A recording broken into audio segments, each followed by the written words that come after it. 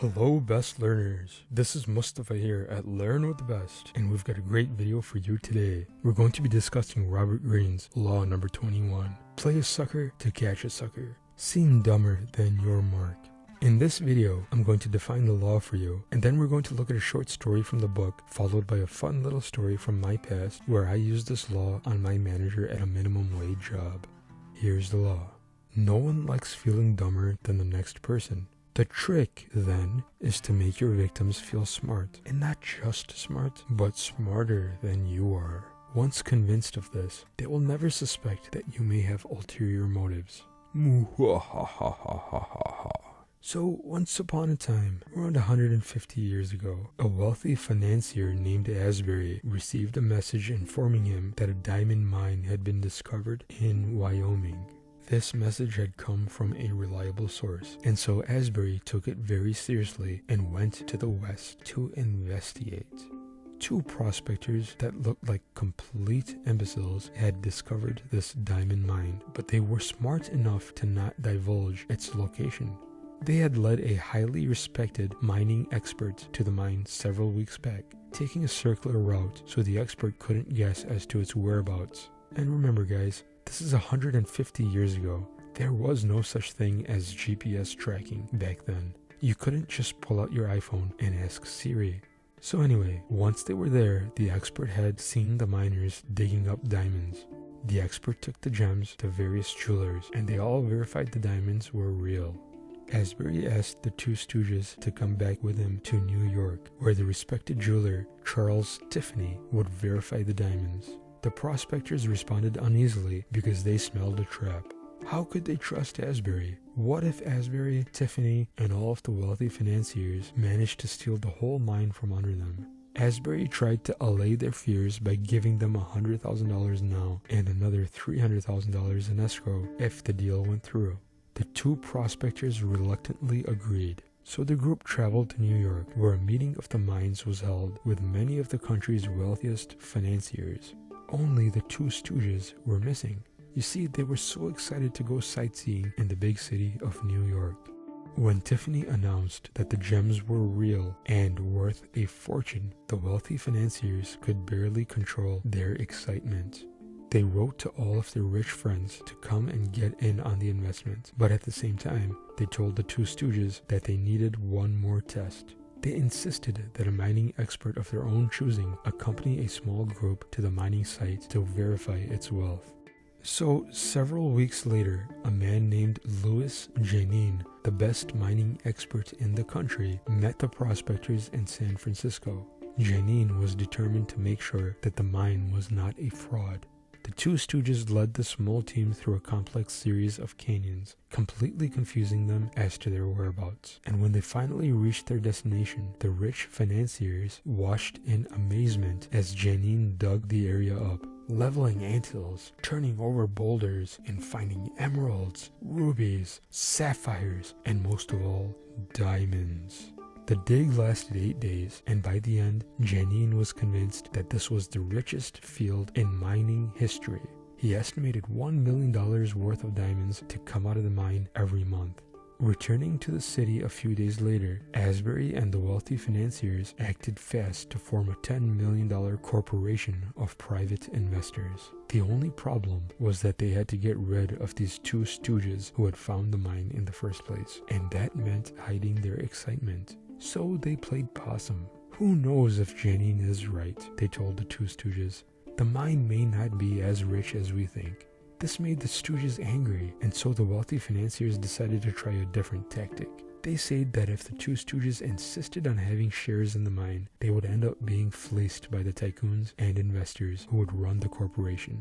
They said to put aside their greed and take $700,000 and give up their share in the mine. This seemed to work. The two stooges signed over their rights and left maps to the location of the mine. Asbury and his group began spending the millions of dollars that they had collected from their investors, buying equipment, hiring the best men in the business, and furnishing luxurious offices in New York and San Francisco. A few weeks later, on their first trip back to the site, they learned that not a single diamond was to be found. It was all a fake, and they were ruined. The two stooges had pulled off the biggest scam of the century. They did this not by using a fake engineer or bribing the mining experts or any of the jewelers. Oh no, they pulled off their con by acting like they were dumb and naive. No one for an instant had believed them capable of such an audacious scam. The two stooges had mining experience themselves, and so they knew exactly what to do. They had purchased some real gems and planted them all over the mining site. And so when the experts came to the mine and dug up these gems, they took them to respected jewelers, and everyone believed the whole thing was real. The two stooges played their parts perfectly well. In front of super intelligent millionaires, they were just these two dumb-looking country folk who wore their pants a few sizes too tight and seemed to be so excited at the idea of sightseeing in the big city. No one ever suspected a thing. Now let's look at my past experience with this law and see how we can use it to our benefit. But before we do that, I need your help with YouTube's algorithm. Please smash that thumbs up button below, because if you don't, then YouTube is simply not going to show this video to anyone else. Please also subscribe and click on the bell icon, because if you don't, then again, YouTube won't let you know when a new video is uploaded. And if you want to transform yourself from a lamb to a lion, then check out my course pinned in the top comment below. I will teach you the tools that you need for success, but you have to actually step up and put in the work on yourself. This course is not for everyone, because the majority of the population are sheep. But for those very few of us who do want to walk the path of a lion, this is the course for you. Alright, so now I want to talk about the 7 deadly sins. These are all alive and well in those of us who lack discipline. When your friends or family members see that you're doing particularly well in life, their greed and envy will start to fester. They will come out of the woodwork with their hands out, asking you for money, asking you for your time, asking you how you achieved the little bit of success that you have in your life. Either that, or they will try to put you down because they're uncomfortable with your level of success, because it makes them feel like maybe you both started in the same place, but now you're so much further ahead and they're left behind. They don't understand that it takes time, hard work, dedication, and so much more to succeed in life. It's your duty to protect yourself and those closest to you when this happens, because it will happen. That's exactly when I like to use this law. I use it to play dumb. Actually, in one of my first jobs, I was working as a supervisor at a grocery store, making just a little above minimum wage. At that time, it was like $7 an hour. We would always get so busy on Saturday afternoons, and the manager would always schedule the same number of cashiers. Whether it was a super busy day and time, or it was a not so busy day and time, we would always have the same number of cashiers.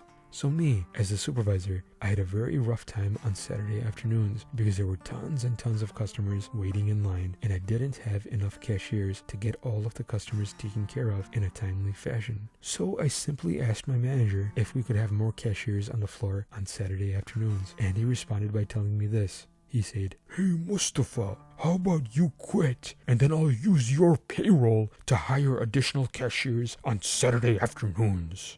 So I responded by saying, "Okay." I put my badge down on the desk and I walked out. A couple of years later, I got a message on one of my social media accounts. Guess who it was from? Yeah, it was that same manager. He was now unemployed, and he was asking me how I was doing in my e-commerce business and if I could show him how to do it as well. Aside from responding LMAO, ROFL, LOL, I told him it wasn't actually going as well as he had probably thought. I played dumb and he left me alone.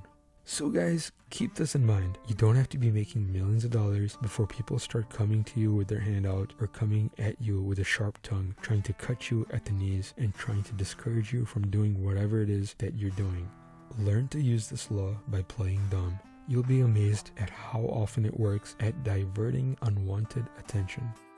Thank you for watching this video, and I hope that you learned something new. If you like my YouTube content and you want to support me and the creation of more content, then please check out my Patreon link pinned in the top comment below. I upload new videos every Friday for my Patreon subscribers that go deeper into my life regarding the 48 laws of power. These videos are a bit more raw and untamed than my usual videos here on YouTube. And if you're a patron of mine already, then I want to thank you from the bottom of my heart, because it's people like you that truly make all of this even possible in the first place.